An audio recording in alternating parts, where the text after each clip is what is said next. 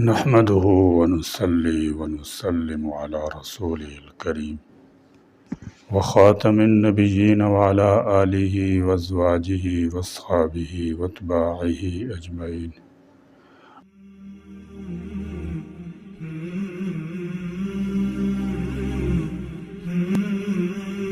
اللهم لك الحمد كما أنت أهل فصل على محمد كما أنت أهل وافعل بنا ما أنت أهل فإنك أهل التقوى وأهل المغفرة. سیرت کا سبق سنتے وقت درود و سلام کا اہتمام کیجیے، کیونکہ درود شریف روز قیامت کی روشنی ہے۔ درود شریف اولاد کے نیک ہونے کا وسیلہ ہے۔ درود شریف محبت الہی کا راز ہے۔ درود شریف انسان کی روح کو تقویت دیتا ہے۔ درود شریف صبر کی تعلیم دیتا ہے۔ درود شریف عزت و توقیر کا نشان ہے۔ درود شریف غور و تکبر ختم کرتا ہے۔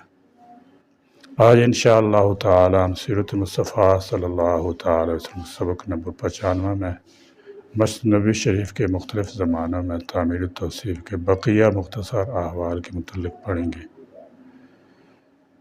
16ویں تعمیر و توسیع تاریخ کی سب سے بڑی اور اب تک کی آخری توسیع محرم الحرام 1406 ہجری کو شروع ہوئی، جو 1414 ہجری میں مکمل ہوئی۔ جدید توسیع کے بعد صرف گراؤنڈ فلور کا رقبہ 82,000 مربع میٹر ہو گیا، جبکہ نئی چھت کا کل رقبہ 67,000 مربع میٹر ہو گیا ہے۔ چھت میں 28 کھلی جگہوں پر متحرک گنبد بنائے گئے۔ ہر گنبد کا وزن 80 ٹن ہے۔ دروازوں کی مجموعی تعداد 85 ہو گئی ہے۔ 104 میٹر بلند 6 مینار تعمیر کیے گئے۔ روشنی، بجلی، ٹھنڈے پانی، آگ بجھانے کا انتظام، الیکٹرک زینے، پارکنگ، ایئر کنڈیشن اور مانیٹرنگ وغیرہ کا جدید ترین نظام قائم کیا گیا ہے۔ اس توسیع کے بعد مسجد اور متعلقہ جگہوں میں 6,98,000 نمازیوں کی گنجائش ہو گئی ہے۔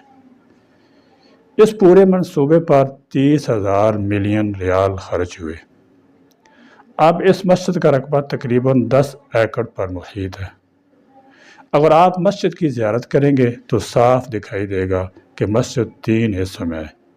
ایک پرانی مسجد، جیسا کہ سبق نمبر 94 میں آپ پڑھ چکے ہیں، والی ترک عبدالحمید خان نے 1849 میں بنوائی، جس پر گنبدوں کی چھت ہے جو ستونوں پر کھڑی ہے، جو 17 در چوڑی 12 در گہری ہے۔ اس کے ستون اور گنبد سرخ پتھر کے بنے ہوئے ہیں۔ سعودی عرب کے موجودہ فرمانروا، جنہوں نے شاہ یا سلطان لقب ترک کر کے اپنے آپ کو خادم حرمین شریفین، خادم مکہ مدینہ کہلانے کو فخر جانا ہے، انہوں نے ترکی کی حکومت سے درخواست کی تھی کہ پرانی طرز تعمیر کی جگہ موجودہ دور کی ضروریات کے مطابق جدید طرز کی تعمیر ضروری ہے، جس کی خاطر پرانی عمارت کو شہید کرنا ضروری ہے۔ اس پر ترکی حکومت کا جواب آیا کہ یہ ہمارے اسلاف کی یادگار ہے، اسے قائم رہنے دیا جائے۔ گزشتہ 25 سال میں جو ترقیاتی و تعمیراتی امور سر انجام پائے گئے، وہ صرف بیرونی جوانب ہوئے۔ پرانی عمارت کو چھیڑے بغیر اس کے حسن اور خوبصورتی میں اضافہ کیا گیا۔ جدید قسم کے آلات جو تمام کے تمام الیکٹرانک ہیں نصب کیے گئے ہیں۔ ان تنصیبات میں ساؤنڈ سسٹم یعنی آواز کی ترسیل، ایئر کنڈیشن پلانٹ جس کا کنٹرول شہر سے باہر ہے، خودکار کیمرے، برقی نظام جو حیرت انگیز طور پر 1 منٹ کے لیے بلکہ 1 لمحے کے لیے بھی تعطل کا شکار نہیں ہوتا شامل ہے۔ مسجد میں تعداد استوان و ابواب، محراب و گنبد۔ خودکار گنبد جو روشنی اور ہوا کی رس شام کو کھولے جاتے ہیں اور رات کو بند کیے جاتے ہیں، جیسے خودکار چھتریاں لگی ہوئی ہیں۔ ہر ایک پر کئی قوقمیں، اسپیکر، کیمرے اور پھر ہر محراب میں بیش قیمت فانوس ہیں، جن میں ہر ایک میں درجنوں بلب اور ہر ایک پر 22 قیرات کے سونے کے پتھرے لگے ہوئے ہیں۔ یہ ہزاروں کی تعداد میں لگے ہوئے ہیں جو مسجد کو ہر وقت بقائے نور بنائے رکھتے ہیں۔ اگر یہ نہ بھی ہوں تب بھی ایک مسلمان ہونے کے ناطے ہمارا ایمان ہے کہ وہاں انوار و تجلیات کی بارش ہر لمحے جاری ساری رہتی ہے۔ صرف دل سے محسوس اور شعوری نظر کرنے کی دیر ہے۔ ایک اندازے کے مطابق اب ہر سال یہاں 10 لاکھ حجاج کرام کو اپنی 40 نمازیں باجماعت ادا کرنے کا اہتمام انتظام ہے۔ دور دور سے یہاں زائرین حجاج کرام کشاں آتے ہیں اور عبادت ریاضت میں وقت گزارتے ہیں۔ حدیث مبارک میں آیا ہے کہ میری مسجد میں کسی شخص کی نماز پڑھنا 50,000 نمازوں کے برابر ہے، اور مسجد الحرام میں نماز پڑھنا 1 لاکھ نمازوں کے برابر ہے۔ مکہ معظمہ سے 277 میل کے فاصلے پر اور جدہ سے 264 میل کی دوری پر اب سے 1400 برس قبل سرور کائنات صلی اللہ تعالی علیہ وسلم نے اپنی دست مبارک سے اس مسجد کا سنگ بنیاد رکھا۔ اپنے حسن و جمال کے لحاظ سے، خوبی محبوبی کے لحاظ سے، زیبائی دلکشی کے لحاظ سے پردہ زمین پر اس مسجد نبی کا جواب نہیں۔ بس ہر وقت دل چاہتا ہے کہ سین مسجد میں بیٹھ کر گنبد خضرا کو دیکھتے رہیں۔ اللہ اللہ، یہ کس محبوب کی مسجد ہے، کیسے کیسے محبوبوں نے اپنی جبینیں اور ماتھے یہاں ٹیکے ہیں۔ ممبر ٹھیک اسی جگہ پر رکھا ہوا ہے جہاں عہد نبوت میں تھا۔ سبحان اللہ، کیا خوبصورت مسجد ہے جس میں شاہ خوباں کا جمال ہے، حسن یوسف کا نکھار ہے۔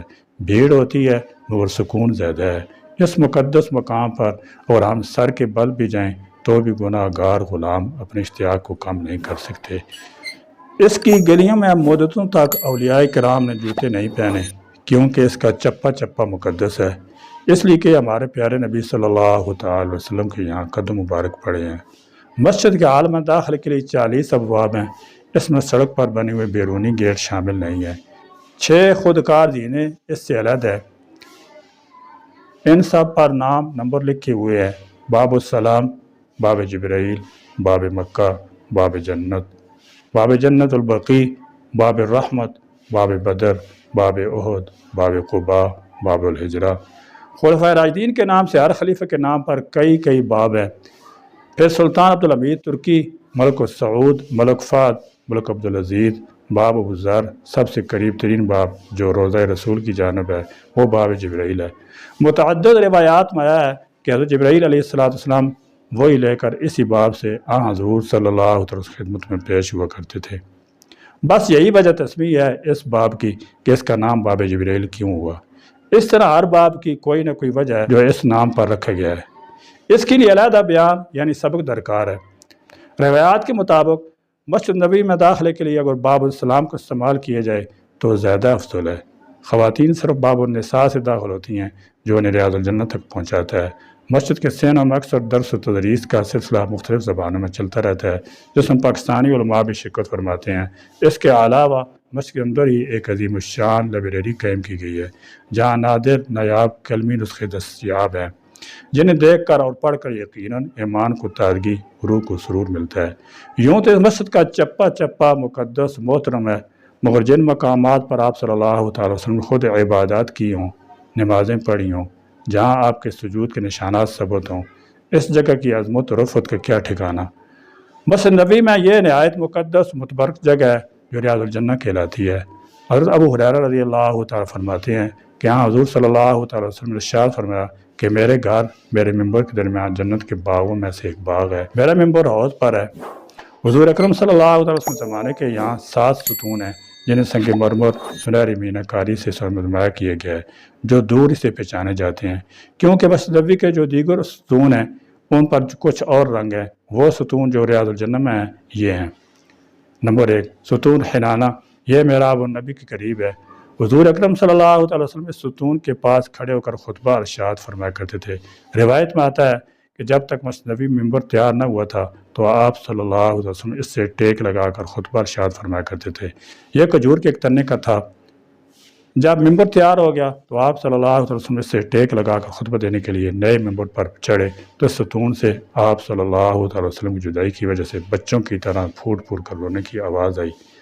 آپ صلی اللہ تعالیٰ علیہ وسلم اس ستون کے قریب گئے، اس پر ہاتھ رکھا اور دعا فرمائی کہ اللہ جنت میں یہ میرا ساتھی ہو۔ تب وہ خاموش ہوا۔ پھر اس تنے کو یہیں دفن کر دیا گیا۔ نمبر 2 ستون عائشہ صدیقہ۔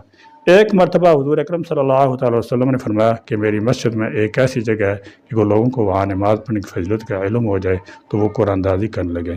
اس جگہ کی نشاندہی حضرت عائشہ رضی اللہ تعالی عنہا نے فرمائی تھی، اس لیے اس کا نام استوانہ عائشہ پڑ گیا۔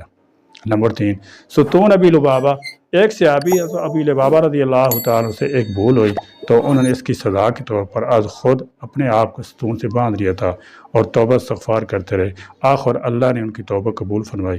حضور اکرم صلی اللہ تعالیٰ وسلم نے انہیں کھول دیا۔ اس مقام کی دوسری اہمیت یہ ہے کہ آپ صلی اللہ تعالیٰ وسلم جتنا قرآن نازل ہوتا رہتا تھا وہ اسی مقام پر سناتے تھے، اور آپ صلی اللہ تعالیٰ وسلم نوافل بھی یہی ادا فرماتے تھے۔ نمبر 4 ستون السریر، یعنی سرکار دو عالم صلی اللہ علیہ وسلم اعتکاف فرمایا کرتے تھے، اور یہ بھی کہا جاتا ہے کہ آپ کا بستر بھی یہی لگا ہوتا تھا۔ یہ ستون نظر نہیں آتا، شاید جالی کے اندر ہے۔ نمبر 5 ستون علی، اسے استوانہ حرس بھی کہتے ہیں۔ یہاں حضرت علی رضی اللہ تعالیٰ نماز پڑھتے تھے اور حضور اکرم صلی اللہ علیہ وسلم کے پاسبانی یہیں سے کرتے تھے کہ کوئی دشمن آپ صلی اللہ علیہ وسلم کے زدہ نہ پہنچا سکے۔ نمبر 6 ستون وفود، باہر سے آنے والے وفود یہاں حضور اکرم صلی اللہ علیہ وسلم خدمت میں حاضری دیتے اور آپ صلی اللہ علیہ وسلم ان سے تبادلہ خیال فرماتے تھے۔ ان میں سے اکثر اسی مقام پر مسلمان ہوئے۔ نمبر 7 ستون تہجد، نبی کریم صلی اللہ علیہ وسلم اس مقام پر نماز تہجد فرماتے تھے۔ نمبر 8 حضور کا ممبر، حضور اکرم صلی اللہ تعالیٰ علیہ وسلم اس پر کھڑے ہو کر خطبہ ارشاد فرمایا کرتے تھے۔ یہ غالباً 8 یا 9 ہجری میں بنایا گیا تھا اور آج تک اسی مقام پر قائم ہے۔ اسی کے بارے میں ارشاد گرامی ہے کہ میرا یہ ممبر حوض کوثر پر ہے اور یہ جنت کے زینوں میں سے ایک زینہ ہے۔ نمبر 9 میرا ابو النبی، لہٰذا جنت میں ہی سرور کونین صلی اللہ تعالیٰ وسلم کا مصلی بھی ہے۔ اسی مقام پر کھڑے ہو کر آپ صلی اللہ علیہ وسلم امت مسلم کی امامت فرمایا کرتے تھے۔ یہاں ایک محراب بنی ہوئی ہے جو میرا ابو النبی کہلاتی ہے۔ ولید بن عبد الملک کے دور میں ولید کے حکم سے حضرت عمر بن عبدالعزیز جو مسلمانوں کے 5ویں خلیفہ راشد کہلاتے ہیں، انہوں نے جب مسجد نبوی کی توسیع فرمائی تو ٹھیک مصلی رسول جیسی متبرک جگہ کی تعظیم کو برقرار رکھنے کی غرض سے مستقل دیوار بنا دی۔ اس سے قبل حضرت ابوبکر صدیق رضی اللہ تعالیٰ نے اس مقام پر سوائے قدم مبارک کی جگہ چھوڑ کر باقی جگہ پر دیوار بنوا دی تھی تاکہ آپ کے سجدے کے مقام لوگوں کے قدموں کے تلے سے محفوظ رہیں۔ آج کل بھی یہ جگہ محفوظ ہے اور سجدہ گاہ پر کئی رحل میں قرآن حکیم رکھے ہوئے ہیں اور قدموں کی جگہ خالی ہے۔ عقیدت مند قطار لگا کر آپ صلی اللہ علیہ وسلم قدموں کے نشانات پر اپنے ماتھے ٹیک کر نوافل ادا کرنا عظیم سعادت گردانتے ہیں۔ اب جو محراب ہم دیکھتے ہیں 888 ہجری میں سلطان قاقبائی کے دور کی ہے، جو سنگ مرمر کی 1.9 فٹ کے ٹکڑے کو تراش کر کے بنائی گئی ہے۔ اس پر زر سے شاندار نقش و نگار بنائے گئے ہیں۔ اس کی پیشانی پر یہ آیت کنندہ ہے، ان اللہ و ملائکتہ یصلون علی النبی یا ایھا الذین آمنوا صلوا علیہ وسلموا تسلیما۔ دائیں جانب ھذا مصلی رسول صلی اللہ تعالی وسلم کنندہ ہے۔ ستون سے قریب ترین وہ جگہ بھی محفوظ ہے جہاں سے حضور اکرم صلی اللہ علیہ وسلم کی ایک پسندیدہ شخصیت حضرت بلال حبشی جو کہ مؤذن رسول کہلاتے تھے، انہیں یہ منفرد اعزاز حاصل ہوا کہ حرمین شریفین میں اذان کہی۔ اس طرح کے مسجد نبی کے مؤذن تو تھے ہی، اور جب مکہ فتح ہوا تو حضور اکرم صلی اللہ علیہ وسلم کے حکم پر وہاں بھی اذان آپ نے ہی کہی۔ مسجد نبی وہ جگہ جہاں سے 5 وقتہ نماز کی اذان بلند ہوتی تھی، وہ مقام آج بھی بلال ہی کے نام سے منسوب ہے۔ یہ ہے ایک حبشی کی قسم جس پر جتنا ناز کیا جائے کام ہے۔ اذان سے متعلق ایک اور نکتہ کی بات کہ اس مبارک مسجد حضور اکرم صلی اللہ علیہ وسلم صرف امامت فرمائی اور اذان ایک مرتبہ بھی نہ دی۔ حضرت بلال رضی اللہ تعالیٰ عنہ کو دور فاروقی میں جب بیت المقدس فتح ہوا تو مسجد اقصی میں اذان کہنے کا منفرد اعزاز حاصل ہوا۔ یعنی ان تینوں مقدس مقامات پر حضرت بلال کے سوا کسی اور اسلامی شخصیت کو اذان کہنے کا یہ منفرد اعزاز حاصل نہیں ہوا۔ وہ مقامات خانہ کعبہ، مسجد نبوی، مسجد اقصی ہیں جنہیں حرمین شریفین کہا جاتا ہے۔ باب جبرائیل سے مسجد میں داخل ہوں تو دائیں ہاتھ کی جانب سے زمین سے تقریباً 2 فٹ اونچا چبوترا بنا ہوا ہے۔ یہ وہ جگہ ہے جہاں نبی کریم صلی اللہ علیہ وسلم کے زمانے میں وہ صحابہ کرام رہتے تھے جنہوں نے اپنے آپ کو تعلیم کے لیے وقف کر رکھا تھا۔ حضور اکرم صلی اللہ علیہ وسلم اس جگہ بیٹھ کر ان مثالی طالب علموں کو قرآن حدیث کے علاوہ دیگر علوم فنون سے بھی آراستہ فرماتے تھے۔ ان جید طلباء کی تعداد 70 تھی۔ ان میں حضرت سلمان فارسی، حضرت عبداللہ بن مسعود، حضرت ابو ہریرہ جیسے اکابر شامل تھے۔ انہی لوگوں میں سے حضور صلی اللہ علیہ وسلم عامل، گورنر، حاکم، معلم مقرر فرمایا کرتے تھے۔ سادہ لفظوں میں یہ نبی کے پڑوسی کہلایا کرتے تھے۔ حضور اکرم صلی اللہ علیہ وسلم سے براہ راست تعلیم، پھر آپ کے پڑوسی رہنا یقیناً ایک سعادت عظیم ہے۔ صفہ کا چبوترا اس وقت مسجد سے باہر تھا صفحہ کے معنی گھر کے باہر بنی ڈیوڑی کے ہیں۔ مسجد نبوی میں صاحب صفحہ کا یہ چبوترا 30 فٹ لمبا اور 20 فٹ چوڑا ہے۔ یہ 3 اطراف سے کھلا ہے اور ایک سمت دیوار ہے جس کے ساتھ جعلی دار شلف رکھے ہوئے ہیں جن میں ہزاروں کی تعداد میں قرآن حکیم رکھے ہوئے ہیں جو 2 رسم الخط میں ہیں۔ ان میں سے ایک رسم الخط جو پاکستان میں رائج ہے وہ تباد کروا کر وہاں رکھوائے گئے ہیں کیونکہ ایشیائی لوگ اس رسم الخط سے واقف ہیں۔ دوسرے خطوط میں انہیں دشواری پیش آتی تھی، لہذا جنرل ضیاء الحق مرحوم کی کاوشوں سے وہاں یہ نسخہ جات رکھوائے گئے جو پاکستانی حکومت کی ایک بڑی دینی خدمت کہلاتی ہے۔ حرمین شریفین یعنی مکہ اور مدینہ میں قرآنی نسخے رکھنے کے علاوہ مرحوم صدر جنرل ضیاء الحق کی ایک خدمت یہ بھی ہے کہ انہوں نے عرفات کے چٹیل میدان میں نیم کے درخت لگوائے جو پاکستان سے ہزاروں کی تعداد میں بھیجے گئے تھے۔ ان کی کاشت کے لیے مٹی بھی یہیں سے بھجوائی گئی تھی۔ آج یہ درخت تناور ہو چکے ہیں اور حجاج کرام ان کے سائے میں وقوف کرتے ہیں اور دھوپ کی تمازر سے محفوظ رہتے ہیں۔ صفحہ کے چبوترے پر پہلی صف میں علماء تشریف رکھتے تھے جو مختلف زبانوں پر عبور رکھتے ہیں۔ یہ عوام الناس کو درپیش مسائل کا حل پیش کرتے ہیں۔ یہ علماء فارغ وقت میں قرآن تقیم، ترتیب اور سلیقے سے شلف میں رکھتے ہوئے نظر آئیں گے جنہیں عوام الناس جلدی میں ایسے ہی چھوڑ کر چلے جاتے ہیں۔ یوں اس مقام پر خادم بن کر تشریف رکھتے ہیں اور نبی کریم صلی اللہ علیہ وسلم کے مبارک دور آپ کے طلبہ درویش سے صحابہ کرام کی یاد تازہ کرتے ہیں۔ اسی طرح حجاج کرام اور زائرین بھی اس مقدس مقام پر حضور کی سنت صحابہ کرام کی پیروی کرتے ہوئے عبادات و فیوض و برکات حاصل کرتے ہیں۔ مسجد مسلمانوں کا دینی شعار ہے۔ یہاں سے مسلمانوں کو طہارت، پاکیزگی، صفائی، سادگی، ہمدردی کا درس ملتا ہے۔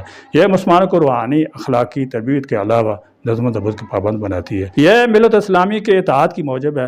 عہد رسالت پھر خلفائے راشدین کے دور میں مسجد نبوی کو مرکزی حیثیت حاصل رہی۔ اسی مسجد میں مجلس شورا قائم ہوتی تھی۔ یہی جگہ عدالتی مرکز تھی۔ نبی کریم یہیں سے سزا جزا کے فیصلے صادر فرماتے تھے۔ دار تبلیغ کے علاوہ مسلمانوں کے لیے یہ مہمان سرائے کا کام دیتی تھی۔ مہاجرین کے لیے قیامگاہ یہی ہوتی تھی۔ مسجد نبوی کے میناروں کو صدیوں سے فن تعمیر کے شاہکار کے طور پر جانا جاتا ہے۔ مسجد نبوی کی توسیع کے ساتھ ہر دور میں اس کے میناروں کی خوبصورتی، سجاوٹ اور بناوٹ میں نئے طریقے استعمال کیے جاتے ہیں۔ یہی وجہ ہے کہ مسجد نبوی کے میناروں کو جدید قدیم فن تعمیر کی شاہکار کہا جاتا ہے۔ یہ مینار اپنی خوبصورتی میں اپنی مثال آپ ہیں۔ انہیں جس سمت سے بھی دیکھا جائے یہ دیکھنے میں اسلامی فن تعمیر کے منفرد نمونے لگتے ہیں۔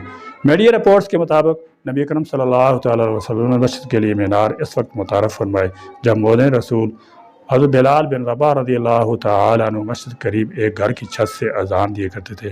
مسجد نبوی کی توسیع کے مراحل پر نظر ڈالیں تو ہمیں مسجد کے ساتھ ساتھ میناروں کی تعمیر مرمت کی تجدید بھی ملتی ہے۔ 1370 ہجری سے 1375 ہجری کے دوران مسجد نبوی کی توسیع کے دوران مسجد کے 4 مینار رکھے تھے جبکہ شمال مغربی، شمال مشرقی مینار اور باب رحمت میناروں کو ہٹا دیا گیا۔ ان کی جگہ شمال مشرق کی سمت میں اور دوسرا شمال مغرب کی سمت میں 2 نئے مینار بنائے گئے۔ ان میں سے ہر مینار کی اونچائی 70 فٹ، گہرائی 17 فٹ ہے۔ ہر مینار 4 منزلوں پر مشتمل تھا۔ ظہری منزل پر مربع شکل میں تعمیر کی گئی جو مسجد کی سطح کے برابر ہے۔ اس منزل میں چاروں میناروں میں ایک بالکونی بنائی گئی۔ دوسری منزل 3 کونوں کی شکل بنائی گئی، اس میں بھی ایک بالکونی شامل ہے۔ تیسری منزل 3 کونوں کی شکل مختلف رنگوں میں تعمیر کی گئی۔ چوتھی منزل کو گول شکل میں تعمیر کیا گیا اور اس پر مخروطی شکل میں گنبد تیار کیا گیا۔ مسجد نبوی کی سعودی دور میں دوسری توسیع کے دوران میناروں کی تعداد 6 کر دی گئی۔ ان میں سے ہر مینار کی بلندی 104 میٹر کر دی گئی۔ یوں ہر مینار کی پہلے سے موجود اونچائی میں 32 فٹ کا اضافہ کیا گیا۔ ہر مینار کی گہرائی 45 سے 50 میٹر تک کر دی گئی۔ دوسری توسیع میں مسجد نبوی کے مختلف کونوں میں مینار تعمیر کیے گئے۔ سیرت مصطفیٰ صلی اللہ علیہ وسلم مزید واقعات انشاءاللہ تعالیٰ سبق ہم شانہ میں پڑھیں گے۔